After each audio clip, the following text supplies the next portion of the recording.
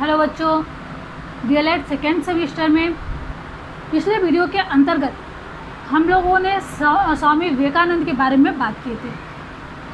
स्वामी विवेकानंद के अनुसार शिक्षा पद्धति कैसी होनी चाहिए थी, शिक्षा के उद्देश्य कैसे होने चाहिए, इन सब के बारे में आप लोगों को बताए थे। इस वीडियो के अंतर्गत हम शिक्षक का स्थान और पाठ्यक्रम को बताएंगे। तो आइए सबसे पहले हम शिक्षक का स्थान देखते हैं। शिक्षक को एक मार्गदर्शक के रूप में यह मानते थे, यह कहते थे। हमने पहले ही जब बालक के बारे में बता रहे थे तभी हम बताए थे कि यह बालक को केंद्र बिंदु मानते थे। तो इसलिए यहाँ शिक्षक का स्थान बालक के बाद बताते हैं। इनका मानना है कि बालक तो केंद्र बिंदु है, उसी को तो सब कुछ सीखना है, लेकिन एक शिक्षक का स्थान क्या होना चाहिए। शिक्षक मित्र के समान काम करे, पथ प्रदर्शक का काम करे और दार्शनिक का काम करता है।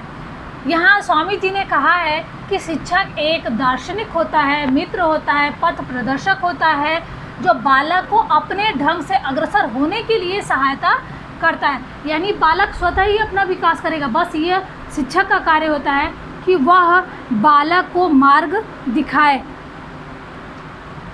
यानी शिक्षक का स्थान क्या था, एक मार्गदर्शक के रूप में। बाकी सारी क्रियाएं तो बालक स्वतः ही करेगा, उसके ऊपर कोई भी दबाव डालने की ज़रूरत नहीं है। वह अपने रुचि के अनुसार, अपनी योग्यता के अनुसार सब कुछ सीखता चला जाता है। अगर हम यहाँ पे कह दें कि गुरु शिष्य संबंधों के बारे में बात करें तो गुरु शिष्य संबंध बहुत ही मधुर होने चाहिए।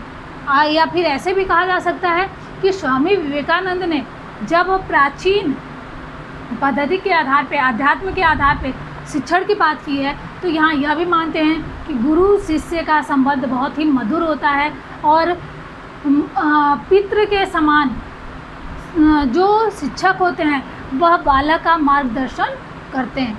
पाठ्यक्रम के अंतर्गत आइए। पाठ्यक्रम में इन्होंने अध्यात्म को विशेष महत्व दिया है। अध्यात्म को विशेष, क्योंकि हम जब उद्देश्यों को बता रहे थे तब बताए थे कि शिक्षा इस प्रकार से प्रदान की जानी चाहिए कि आध्यात्मिकता का उसमें समावेश हो। तो यह आध्यात्मिकता को बहुत विशेष मानते थे, क्योंकि अगर हम इनके जितने भी विचार हैं उन विचारों को लेके पढ़ते हैं तो हमको पता चलता है कि इनके ऊपर वेद और उपनिषद का, वेदांत का बहुत ही विशेष प्रभाव था। तो इसलिए आध्यात्मिकता को पाठ्यक्रम में रखना बहुत विशेष मानते थे। पाठ्यक्रम को इन्होंने दो भागों में बांटा है। यह भौतिक पाठ्यक्रम है और ये आध्यात्मिक पाठ्यक्रम है। आध्यात्मिक के अंदर पहले हम बात करते हैं। इन्होंने सबसे पहले तो ये कहा है कि पाठ्यक्रम में आध्यात्मिक विषयों का समावेश होना जरूरी है, जिसमें वेद को कहे हैं, उपनिषद को कहे हैं, पुराण को कहे हैं, धर्म ग्रंथ को कहे हैं और दर्शन से संबंधित जितनी भी पुस्तकें हैं उसका अध्ययन करने की बात करते हैं। यानी कि पाठ्यक्रम के अंदर धार्मिक पुस्तकों को विशेष महत्व देते हैं, क्योंकि इससे बालक का नैतिक, चारित्रिक और आध्यात्मिक विकास होता है। लेकिन साथ ही में यह भी बात करते हैं कि सिर्फ आध्यात्मिकता की ही बात नहीं है, यह वर्तमान समय के अनुसार, भौतिक लौकिक जीवन के अनुसार कुछ विषयों को रखे हैं, जो कि इतिहास, भूगोल, गणित, विज्ञान, राजनीति, अर्थशास्त्र, तकनीकी, व्यावसायिक प्रशिक्षण, इन सबको रखे। यह मानते हैं कि यह विषय क्या है, वर्तमान परिवेश के अनुसार इसकी जानकारी होनी अति आवश्यक है। यह पाठ्यक्रम में इसका समावेश होना बहुत आवश्यक है, जिसमें तकनीकी और व्यावसायिक शिक्षा पे विशेष महत्व देते हैं।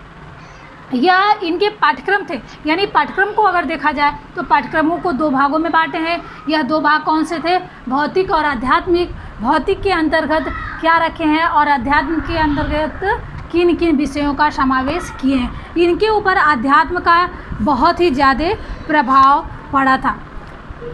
शिक्षा के उद्देश्यों में अगर पाठ्यक्रम को हम कहें तो पाठ्यक्रम का योगदान बहुत विशेष रहा है और किसी भी बालक के विकास में यह पाठ्यक्रम अति आवश्यक होता रहा है। इसीलिए स्वामी जी ने कहा है कि पाठ्यक्रम में शारीरिक शिक्षा को स्थान देना अति आवश्यक है। साथ में विदेशी भाषा के भी ये समर्थक थे। यह कहते थे कि पाठ्यक्रम में शारीरिक शिक्षा के अलावा विदेशी भाषा को भी मुख्य स्थान प्रदान किया जाना चाहिए।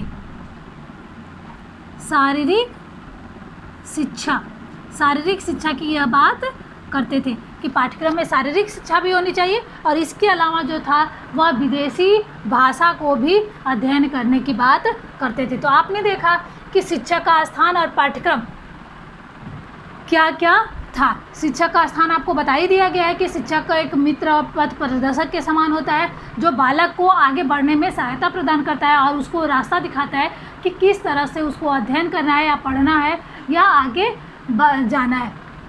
पाठ्यक्रम के अंतर्गत भी हमने बता दिया कि 2 भागों में बांट के इन्होंने पाठ्यक्रम को 2 तरह से बताया है कि किन किन विषयों का होना पाठ्यक्रम में अति आवश्यक है। अगर आपसे प्रश्न पूछे कि स्वामी विवेकानंद के अनुसार पाठ्यक्रम कैसे होने चाहिए तो आप कह सकते हैं, और शिक्षक का स्थान पूछे तो इसको कर सकते हैं। तो यह स्वामी विवेकानंद के सारे जितने भी विचार थे उसको हमने बता दिया। अगले वीडियो में हम बात करेंगे तो रविन्द्रनाथ टैगोर के बारे में बात होगी। तो आज के लिए इतना ही, धन्यवाद।